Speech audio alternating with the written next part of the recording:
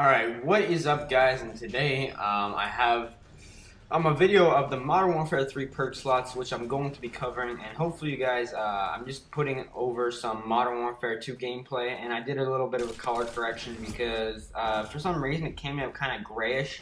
I don't know if like one of my wires wasn't in all the way or something, so I just did a color correction over it. But yeah.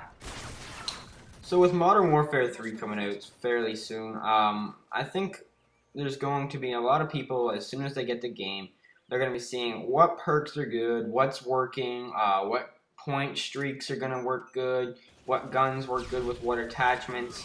So I decided to cover the Tier 1 perk slot today. 5 perks each slot, just like usual. Most of the perks are they're fairly similar to the last games.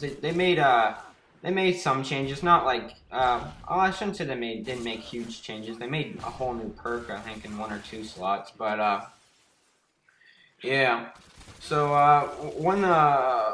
one thing that I noticed about these perk slots is that they don't really have like the douchebag perks. Like they took out One Man Army, Danger Clothes, which is always a cool thing.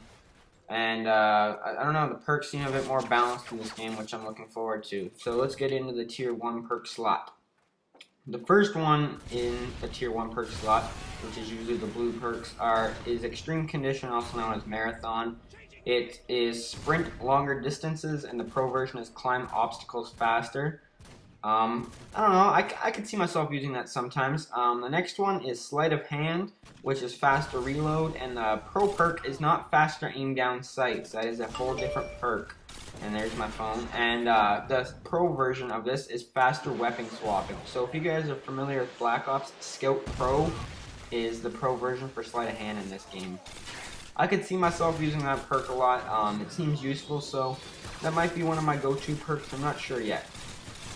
Scavenger, I think we all know Scavenger is reload ammo from bags, so you can go and find more ammunition in like the little blue colorful bags. And the pro version is the same, is that you start off with more ammo, extra ammo. So it's the same old Scavenger.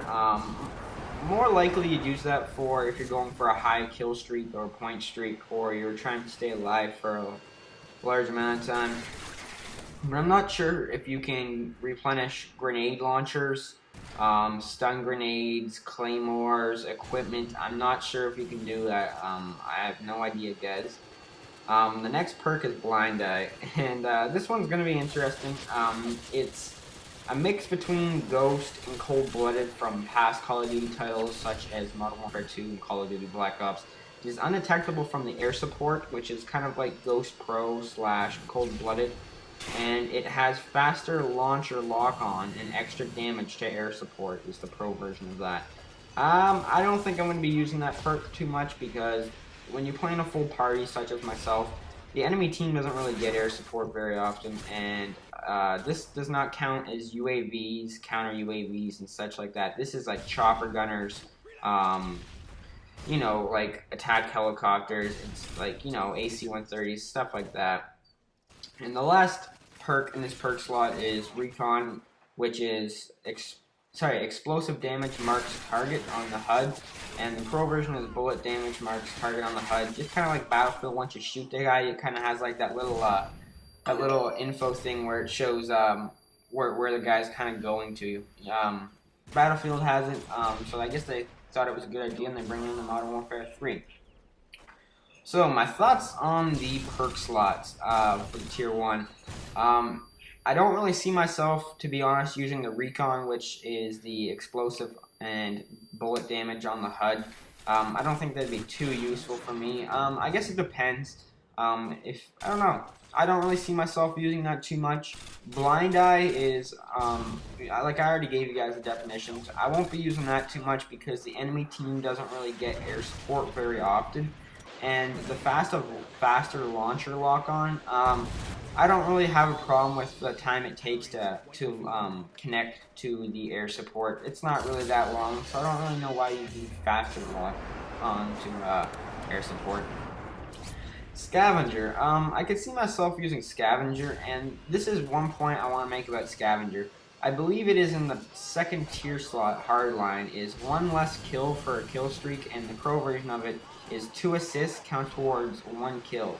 So if you get 2 assists in 1 life, it has to be in 1 life, and it counts as 1 kill. Now, if Scavenger, you can replenish stun grenades. You could just throw them everywhere and be running hardline and getting assists like crazy, right? Just throw them in there, get the assist, and you can getting kills just by throwing stun grenades all day. So it depends on if Scavenger lets you get stuns in like your equipment and frags and grenades and stuff like that back. I think that's going to be a big part. They haven't really confirmed that if you can or cannot yet, which I think is going to be a big game changer for me. If you can, then I might run Scavenger more often than if you wouldn't be able to replenish those sorts of items. Sleight of hand, yes, that's pretty much in the tier 1 slot. Sleight of hand is going to be pretty much my go-to perk, I would say. Faster reload and faster weapon swapping. Over any other perk, from myself personally, I think that right there, Sleight of Hand, is more useful, and it, like, in my personal opinion, it is the perk that's going to be most useful for me. Some people say that Sleight of Hand is just a waste of perk. I don't understand that, because I find the reload faster is very useful, because I like to get up in people's faces. I don't sit back and camp all the time. I like to run around and, get my kill streaks fast and stuff like that. So I think Sleight of Hand is going to be really good, and I think I will also be using Extreme Conditioning, sprint longer distances, and climb obstacles faster, so it's pretty much Marathon. Marathon, I like Marathon. There was a phase where I went through where I always thought, well, you don't really need Marathon because you don't need to be running around everywhere, but the conclusion I've come to for the Modern Warfare 3 perk slots is that Sleight of Hand and Extreme Conditioning will be the perks that you'll see most people use in the first tier. And that's just my opinion as of so far, so leave some feedback, guys. Peace.